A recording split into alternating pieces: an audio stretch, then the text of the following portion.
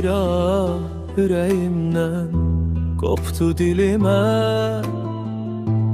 Baxan gözlərimin gözü ay Rəsul, gözümüz yollarda qaldı gəlmədin.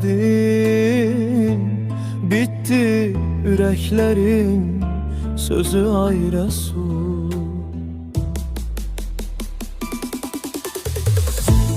Ne bir yarın kaldı, ne de evladım, ama anılacak hemişe adım.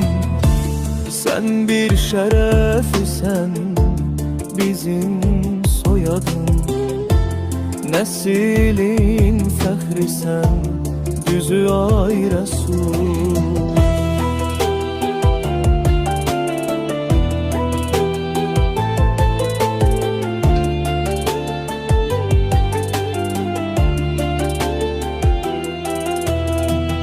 Hidmeti bitirip o da atıldın. Düşmenden hocalık qisası aldın. Ağdamda döyüşüp ter-terde kaldın. Bastın yüreklere közü ay Resul.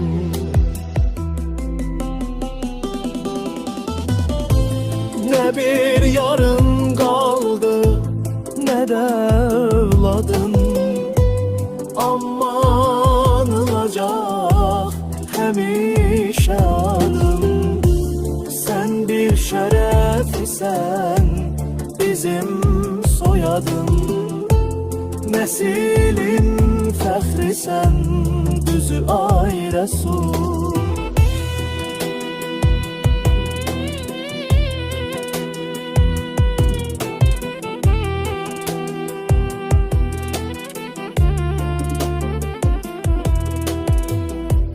Dövüş meydanında ettin şücaət, yaralı dostunu çıkardın xəlvət.